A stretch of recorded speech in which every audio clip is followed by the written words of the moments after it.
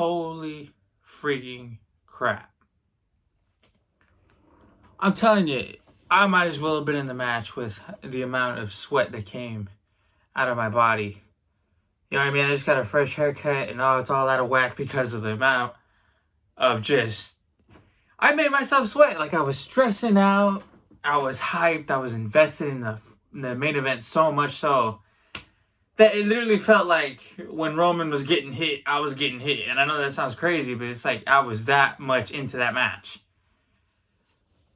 Like, let's just get out of the way. Main event. And then I'll talk about everything else. Roman Reigns and Brock Lesnar gave it every single thing that they had.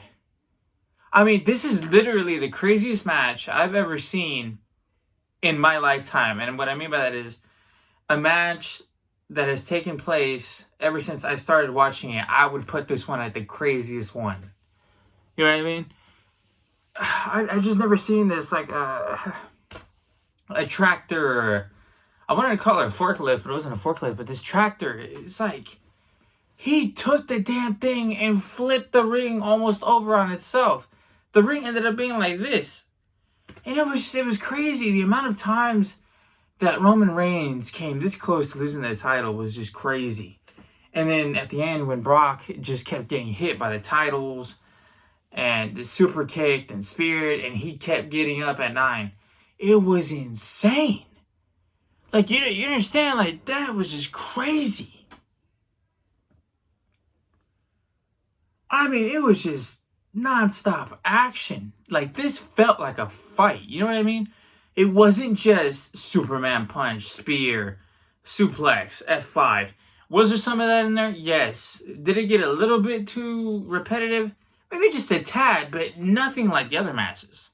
Like, this match had a lot of diversity, a lot of spots that were like we hadn't seen before, especially between these two. I mean, on that stage where he suplexed them and then Roman, reversed it, threw him on there. I mean, it was just crazy. Like, I can't be the only one that thought this match has to be, like, up there for match of the year. For me, match of the year right now is either Roman versus Seth at the Royal Rumble or this one.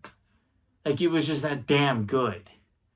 And it was crazy back and forth. Like, this match had you on the edge of your seat. I mean, constantly, every time you thought Roman or Brock was going to lose, they kept getting back up. Table after table being destroyed. I wish we would have had some chair shots, but it didn't really enter that match. But it was just like crazy, dude. I mean, it was fucking awesome. Like, I'm flabbergasted at that match. It was just crazy. The crowd was going nuts. I know everybody at home was going nuts. You know what I mean? This SummerSlam was like fucking awesome. And this is why Roman Reigns, in my opinion, is the greatest of all time. And not because of today's match, but it's the continued elevation of himself and whoever he's facing. I mean, think about it. How many memorable matches have there been? There was a rivalry against Jey Uso. Then there was a rivalry with Daniel Bryan and Edge at WrestleMania. He elevated Cesaro. His work with Rollins never ceases to amaze. Him and McIntyre is good, but I wouldn't say it's like a bright spot. Him against Ray. Him against Cena. You know what I mean? Him against the Demon. I know it's a controversial match, but I personally enjoyed it. It's continuing. It's continuous. He continues to level up every single match. Now, there's a good portion of you that believe that the Usos getting involved kind of ruined the match. And I get where you're coming from. I really do. Like, at the end of the day, I'm just happy Roman won. Would I have preferred it if he won clean, even though it is a no DQ match? Yes, but at the same time, it gives Lesnar even more credibility. It makes him even more dangerous. It shows how much you have to put this man through to keep him down for 10 seconds. You know what I mean? Like, from a storytelling character standpoint, it makes sense. Because Brock is torn through I don't know how many people, I don't know how many times. Very rare rarely does he get beat clean. Now, every time that Roman has beaten Brock, it's ended in controversy. Crown Jewel, controversy. Usos got involved. WrestleMania 38, Usos didn't get involved, but however, Paul Heyman did that he pushed the rope just a little bit. And Roman was able to break the hold by grabbing the rope. And that wasn't that big a deal. I think he would have made it anyway. And in this match, of course, they got involved. But it's like, I don't mind it as much, but I do get seriously where you guys are coming from, the ones that have a problem with, the Usos. I wouldn't say they ruined the match, but, it's just, I kind of expect that at this point. There's some times where Reigns wins clean and sometimes where he doesn't. But absolutely, match of the night for me. Just fucking awesome. And it's just, as many cool moments as SummerSlam had this year, I think this was the best one. It was just crazy. And so Brock, if this is your last match, because it is the last match with Roman, I just want to thank Brock Lesnar. You know what I mean? He's never been one of my favorites, but I always respect the work that he's done, and he's put this expression on my face for, numerous amounts of times. You know what I mean? Like, it's just... So, thank you, Brock Lesnar, for giving me all these freaking crazy-ass moments to remember. I mean, I was at SummerSlam 2012 and 2013, where he faced off against Triple H and CM Punk, and it's crazy. Again, I don't think anybody in the history of this company is going to make WWE feel more realistic and more authentic than him. I'll give him that. So thank you, Brock. And hopefully we get to see him down the road doing something else. However, I just don't know if he wants to continue, if this is his last match. Because as we know, he wasn't happy when Vince left, so there's that. But I hope to see him again fight against, Lashley, because the match we got to remember was underwhelming. Or McIntyre again, just something. I can't really think of anything off the top of my head that he would really want to do, but hey, hope to see you again. Secondly, Usos versus Street Profits, another barn-burning match, just tore the house down. Again, Usos retain. Awesome match, but I kind of feel like this should be the last thing because I don't feel like there's anything new. Bunch of close calls, Usos hit Montez with the 1D, and that's it. And, that's how it goes. You know what I mean? It's just, that's how every match with them ends. And I'm cool with that. And let's talk about Bayley's return. Bayley, looking fine as fuck, by the way. She's a badass. Underrated. She needed this comeback, and she did it. As soon as that music hit, I was like, yes. You know what I mean? Yes, she's back. She's back, and then she shows up with Dakota Kai and Io Shirai. I wonder how this faction is going to do. I really do. It's very interesting. I wasn't sold on it at first. I'm like, okay, why is Dakota Kai and Io Shirai coming out? You know what I mean? Why? And then when they started walking down that ramp, I was like, holy shit, this actually seems like it could be fucking cool. And it was. I had to stare down at everything. Against Bianca. Bianca was looking all nervous and helpless. Bianca comes in, and we see a face turn. I mean, Becky comes in, we see a face turn. See, I fucked that up. Just, I love to see Becky as a face. I personally think she works better as a face. She's good as a heel, but I like her better as a face. You know what I mean? And then to see them two, stand together and face off against these three, it was awesome. Great moment. And a great start to a great pay-per-view.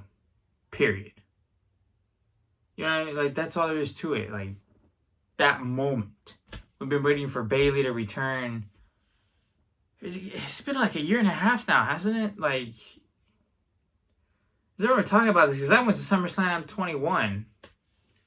And we were talking about how she was injured and it was unfortunate I was going to see her there because she's one of my favorites. And, now she's back, and I'm glad to see her back. Can't wait to see what she does, because honestly, her against Bianca is pretty freaking good. I enjoyed their match at Hell in a Cell. And I think there's a lot to be explored there in that rivalry. I really do.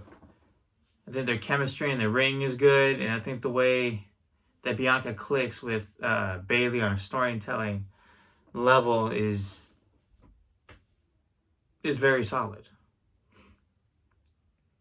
Let's see, what else? The way Liv versus Ronda ended, don't like it, but I understand why it ended the way that it ended. Is Liv Morgan beating Ronda Rousey completely unbelievable? To me, it's not. Ronda's never been good with ring positioning, and that's exactly what costed her in that triple threat match, WrestleMania 35. She continued, like, this ain't the MMA. Like, I keep saying that. This ain't the MMA. And she had her in the hold, and the ref started to count. And then Liv, tapped out at the count of 2, but the ref obviously didn't see it because he was too busy counting the shoulders. And, I think it wasn't the best ending, but I think it's the best ending to a match that nobody really gave a shit about in the grand scheme of things. And, obviously Ronda's not going to take a loss to Liv clean. It's just not going to happen. So I feel like they did the best they could with that. Lashley versus Theory was like a throwaway match, complete waste of time. Obviously Theory wanted to, not expend any energy in that match so that he can cash in later in that night, which he failed to do. And also, I need somebody to clarify if he has the Money in the Bank briefcase still or not. If he did it count as a cash-in? I don't know. I don't think it did. But obviously he failed on all accounts. He didn't walk out with one title, thank God. Because seriously, if somebody's gonna walk out with a title other than Roman, I'd rather have been Brock. You know what I mean? Like, I can't stand Theory. He ain't ready for this position at all. On any level. But this SummerSlam was crazy. Like, this is WWE. If this is what we can expect every single pay-per-view, this is what we can expect from Triple H running the show and Stephanie running the show, then I'm all for it. I really have to say that I'm very pleased. Nothing felt like it sucked. I mean, Logan Paul versus The Miz, to me that was stupid, but, Maurice, you know what I'm saying? But, they obviously have faith in Logan Paul. He has athleticism. I'll give him that. But I swear to God, it's like he's stealing everybody's moves. It's exactly what he's doing. He's stealing everybody's moves. He was punching The Miz, and then he did one of these like The Rock, and then he hit The Miz again. Then after he wins the match with The Miz's finishing moves, Skull Crushing Finale, he goes up the turnbuckle and spits water like Triple H. I'm like, are you just gonna steal everybody's shit? Is that your gimmick? You know what I mean? Like, he just doesn't feel like a WWE superstar. He doesn't have that charisma to be a WWE superstar. Does he have the athleticism? I have to say yes. Does he have the character? No. Does the charisma? No. I don't think anybody cared. You know what I mean? Like, leading up to this, in the Raws and the segments, especially this past Raw, nobody cared. And then the match happened, and then, oh shit, like, he did some cool shit, so people got into it. But it's sad. And then the Judgment Day versus Mysterio's Edge's big return. The match was good. There was a lot of clean tag team action. The way Rey and Dominic wrestled together was just crazy. Like, they have their moves in sync. Like, they know what they're thinking. They know what each other are thinking, and it's like, that's really special to see in a freaking tag team. Judgment Day did their thing too. Damian Priest and Finn Balor got down. But obviously they came up short because Edge's big return with a new theme, I might add. The match is going on. Judgment Day looks like they're in control, and the camera shifts. You have this fire starting on the stairs in the stage, and he rises up again, and he looks like Adam Copeland. You know what I mean? Like, it's his actual name. Because he did a show. I don't remember what it was called. During 2013, 2014, right after he left WWE, he was acting on a TV series. And he literally looks like what he looked like on that show. And it was just like, it was cool to see Edge back. Never been a big fan of Edge, but, you know, he's a Hall of Famer. He's a legend. Excuse me. See what else. Can't think of any other standout moments. But, dude, yeah, this SummerSlam was just... I really did not expect this. I gotta say, I'm very excited for the new WWE. I really am. Was it TV 14? It wasn't. I don't know where those reports came in. But it was TV PG. And I said this in my last video. I'm like, unless it's different in Cali and shit, you know, it's not TV 14. And the last thing I gotta say before I wrap this video up, and if you made it this far, thank you so much. We appreciate you guys. Like, subscribe, comment. You know, we need this channel to keep growing. I'm gonna have videos 3 to 4 times a week, and I'm making that commitment. And I have been making that commitment. This will be my 4th video this week. So it's been great. You know what I mean? Like, I enjoy doing this stuff, and I hope you guys enjoy the content that I'm putting out too. Yeah, but with that said, there was a couple things that I wish would have happened. Like, I wish Sasha came back. I know it's too early for that, but that's a big thing in this household. You know, my sister really likes Sasha Banks, and, you know, she was, like, really hoping she was going to be showing up on the side of Bianca and Becky, but, or attack Ronda. You know what I mean? Like, but it didn't go that way.